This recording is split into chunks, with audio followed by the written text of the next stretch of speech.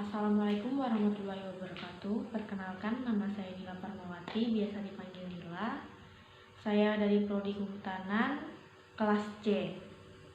NIM saya 2542511000658. Di sini saya akan menjelaskan tentang sejarah sistem periodik dan cara membaca sistem periodik dari tabel periodik yang saya buat. Nah, Robert Boyle adalah orang pertama yang memberikan tentang definisi bahwa unsur adalah suatu zat yang tidak dapat lagi dibagi-bagi menjadi dua zat atau lebih dengan cara kimia. Pengelompokan unsur ini terbagi menjadi 5, dan menurut para ahli yang pertama adalah menurut Antoine Lavoisier.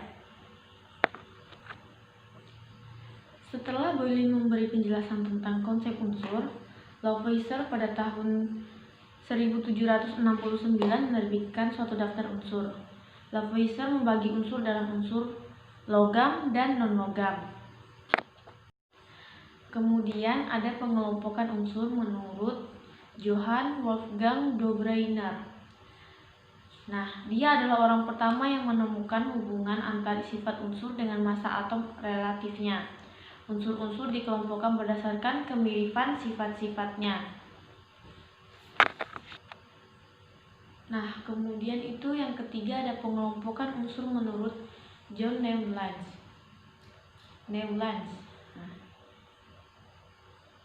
Untuk melanjutkan upaya pengelompokan unsur-unsur berdasarkan kenaikan massa atom dan keterkaitannya dengan sifat unsur, menurut Newlands, jika unsur-unsur diurutkan letaknya sesuai dengan kenaikan massa atom relatifnya, maka sifat unsur akan terulang pada tiap unsur ke-8. Keteraturan ini sesuai dengan pengulangan not lagu. Dalam kurung itu bisa di garis bawahi adalah oktav, sehingga disebut hukum oktav.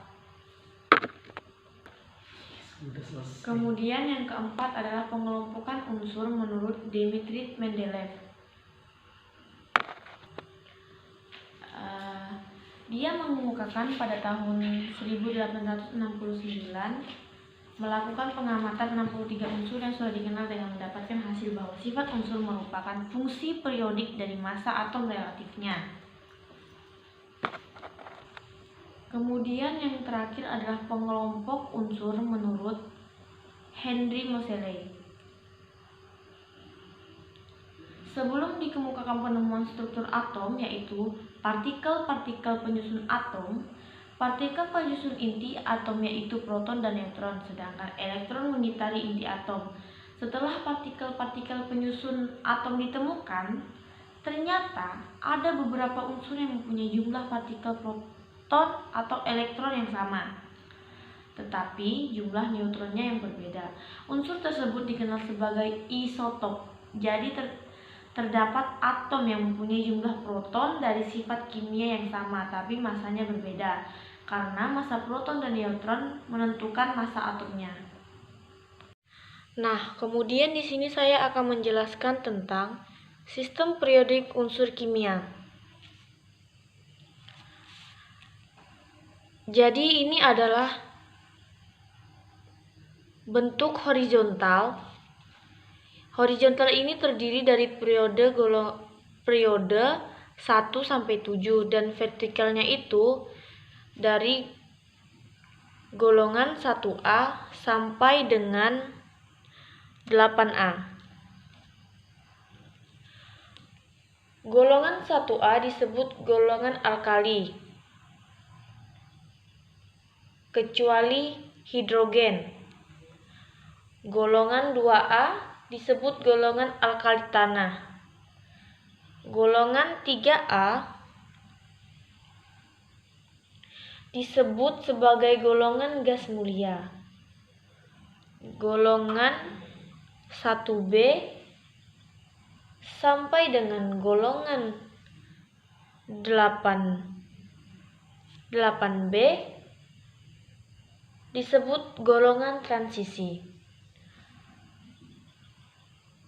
Nah, golongan 3A sampai dengan golongan 4A